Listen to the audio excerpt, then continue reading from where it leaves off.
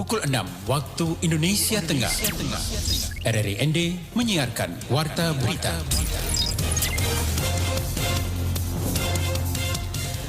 Selamat pagi pendengar, Anda kembali mendengarkan Warta Berita Daerah untuk edisi Kamis 21 April 2022. Sari Berita. Di momen peringatan Hari Kartini 2022, pemerintah dan para pemangku kepentingan diminta untuk membangun rumah aman bagi perempuan dan anak yang menjadi korban kekerasan dalam rumah tangga maupun korban kekerasan seksual. Keterlibatan kaum perempuan dalam pembangunan dan politik semestinya harus menempatkan posisinya sejajar dengan kaum pria. Inilah berita selengkapnya bersama saya, Christine Senda.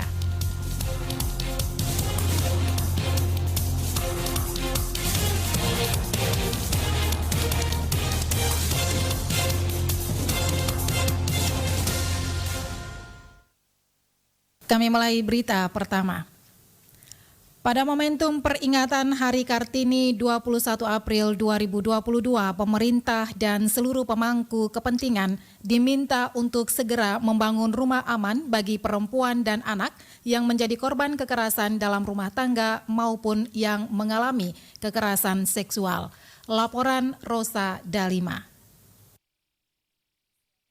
Khususnya untuk Kabupaten ND, saya minta supaya segera ada rumah aman untuk para perempuan atau anak yang mengalami kekerasan seksual. Rumah aman yang diusulkan tersebut merupakan penjabaran dari salah satu pasal Undang-Undang Tindak Pidana Kekerasan Seksual TPKS yang baru disahkan awal April kemarin. Dengan adanya rumah aman, jaminan keselamatan serta keamanan para korban kekerasan lebih mendapatkan kepastian, baik secara hukum maupun lingkungan sosial kemasyarakatan.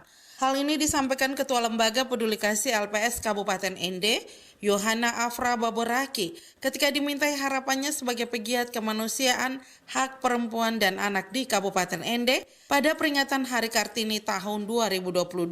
Selain rumah aman, Afra juga meminta pemerintah melalui SKPD terkait untuk segera mensosialisasikan undang-undang tersebut hingga ke akar rumput, agar implementasi lapangan dapat segera terwujud sesuai dengan apa yang diharapkan dalam penerbitan undang-undang dimaksud.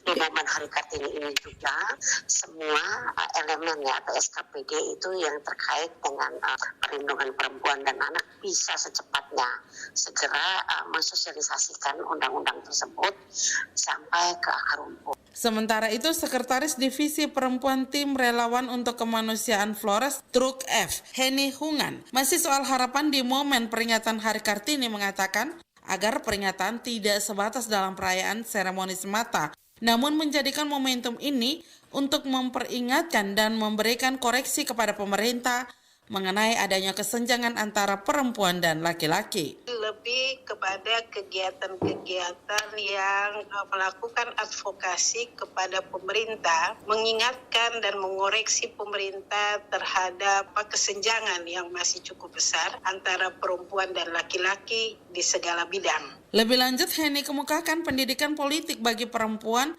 harus juga mendapat perhatian.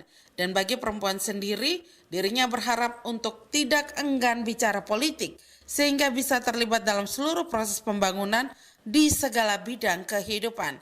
RRI ND Rosa Dalima melaporkan.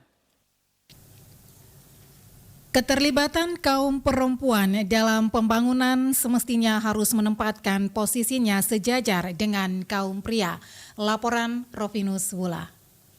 Keterlibatan kaum perempuan dalam pembangunan semestinya harus menempatkan posisinya sejajar dengan kaum pria. Tetapi akhir-akhir ini, Yohanes Don Bosco Raga yang juga anggota DPRD ND dari fraksi Nasdem mengatakan bahwa memang peran perempuan ketika kembali lagi ke adat dan budaya, perempuan hampir tidak kedepankan. Oni Raga mencontohkan hal yang paling sederhana, misalnya ketika upacara adat pasti yang dilayani pertama adalah para pria, sementara kaum perempuan di belakang atau kemudian. Tetapi dengan perkembangan zaman sebagai wakil rakyat, dirinya terus mendorong memang kaum perempuan harus sejajar dengan kaum pria. Oni Raga mengatakan sebagai wakil rakyat dari fraksi Nasdem secara jujur mengakui bahwa perempuan itu wajib dan harus mendominasi paling tidak misalnya di legislasi atau di politik, sehingga kedepannya ada kegiatan yang lebih besar dan mewajibkan kaum perempuan, maka perempuan itu harus siap.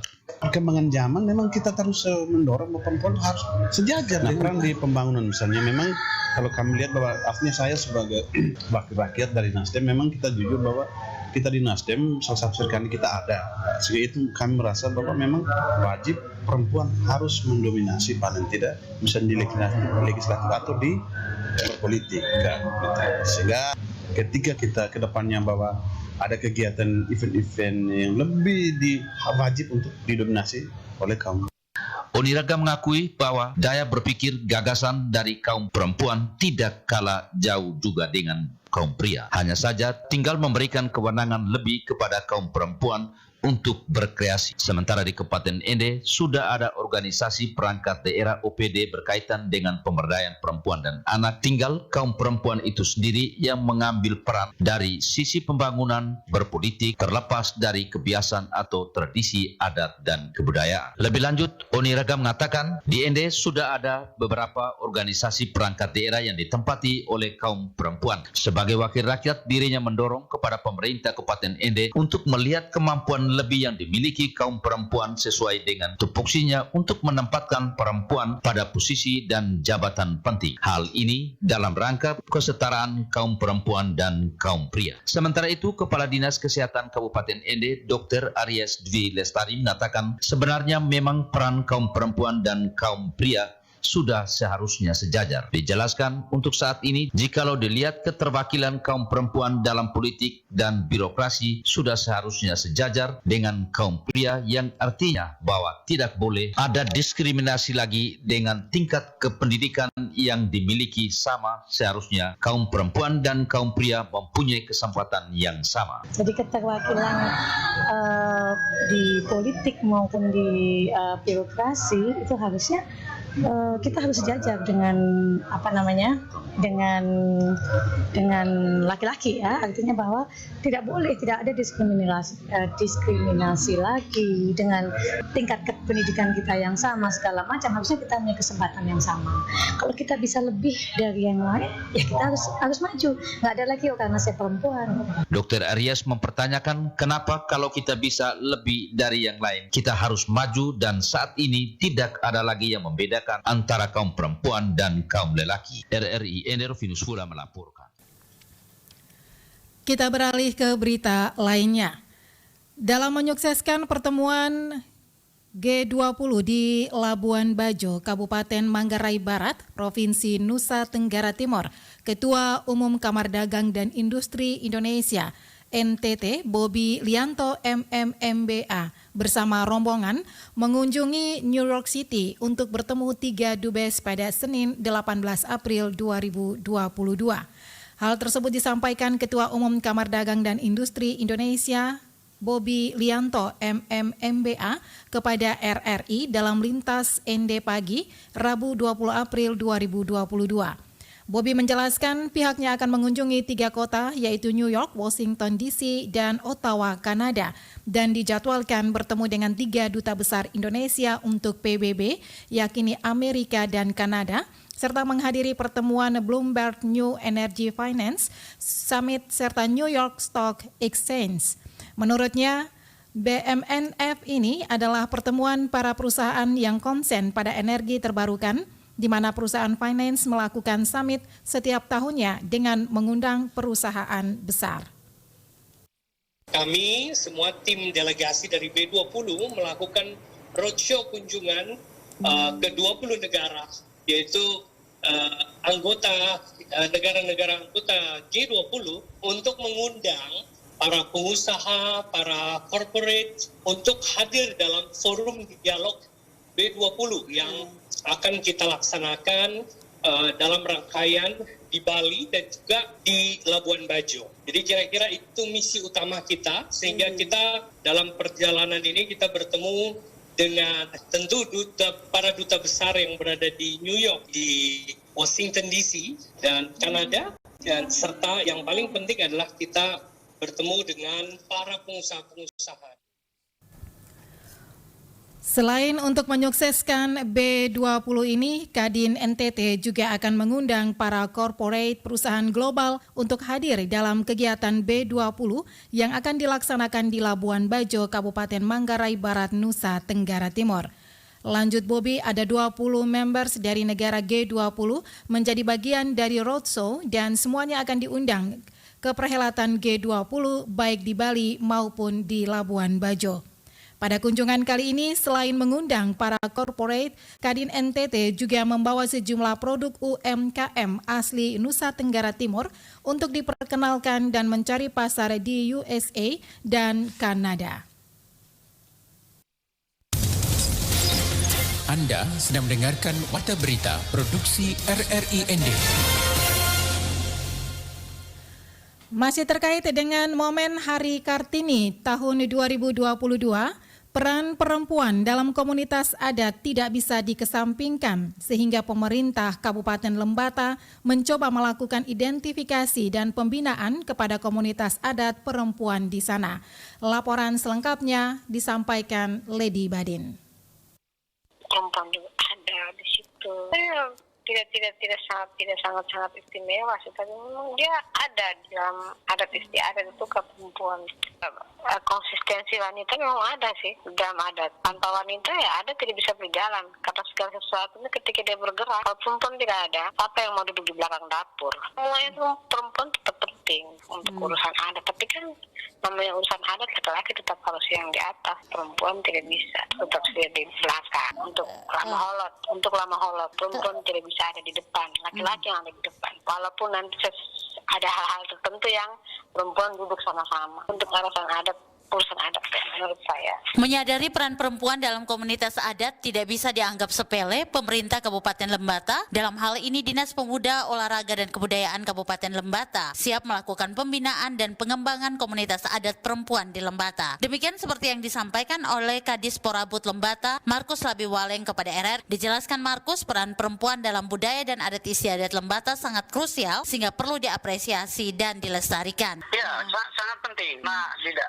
di dalam misalnya proses ritual itu perempuan kan dia harus pegang itu, contoh saja ya, ada sirip pinang dan segala macamnya itu harus dilakukan oleh perempuan, bisa dilakukan oleh laki-laki. Dan setiap komunitas itu punya peranan masing-masing. Perempuan yang melakukan ini tugasnya masing-masing ketika pada prosesi adat dan lain sebagainya. Lebih jauh, Markus Labiwaleng juga mengungkapkan sejak digelarnya Pekan Eksplorasi Budaya Lembata beberapa waktu lalu, pihaknya bergerak untuk melakukan identifikasi terhadap komunitas perempuan adat dalam struktur adat di setiap desa dan nantinya akan dilakukan pembinaan menyeluruh. Kita sedang identifikasi karena kemarin setelah eksplorasi kemudian kunjungan Pak Dirjen, salah satu perhatian juga ada di situ. Kadis Porabut Lembata juga optimis proses identifikasi dan tahapan pembinaan nantinya akan memaksimalkan peran krusial perempuan dalam adat dan kebudayaan Lembata sehingga kearifan lokal masyarakat Lembata ini dapat dilestarikan hingga ke generasi selanjutnya.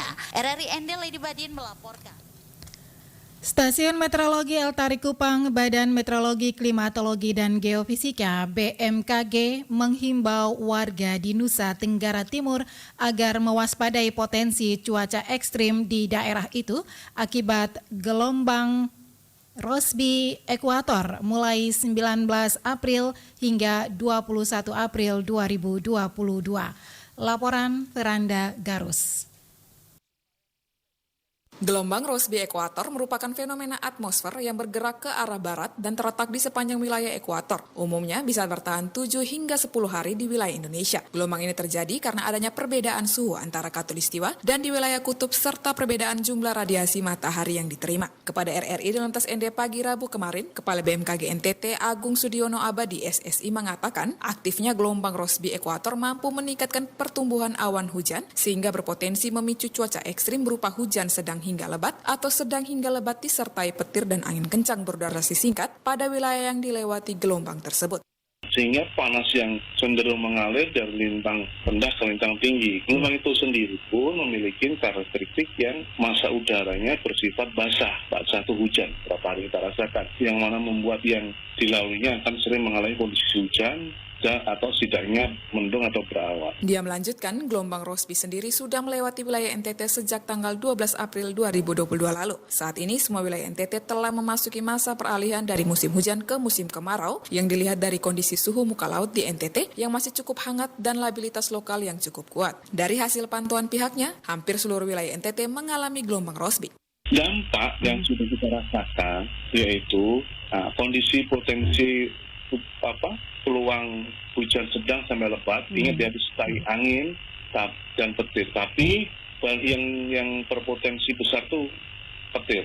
Ini durasinya singkat, cepat sekali terjadi. Dirinya menghimbau kepada seluruh masyarakat NTT agar meningkatkan kewaspadaan terhadap potensi cuaca ekstrim tersebut yang dapat menimbulkan bencana hidrometeorologi seperti banjir dan tanah longsor. Bagi masyarakat yang ingin mengetahui informasi seputar cuaca, bisa langsung mengunduh aplikasi BMKG maupun mengunjungi media sosial BMKG NTT.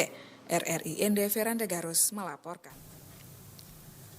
Mensterilkan lingkungan warga binaan agar rutan terhindar dari gangguan keamanan ketertiban rutan kelas 2B Larantuka bersama Polres Flores Timur laksanakan razia di kamar hunian warga binaan pemasyarakatan. Selengkapnya Ferry Soo melaporkan.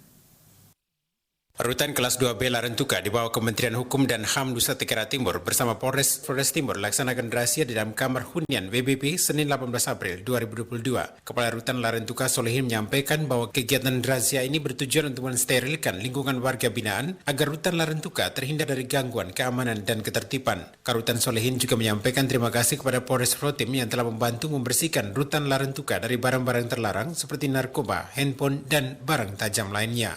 Ya, terima kasih atas kegiatan razia kali ini dalam rangka memperingati Hari Bakti Pemasyarakatan yang ke-58 Flores Timur yang telah kita laksanakan kegiatan razia ini.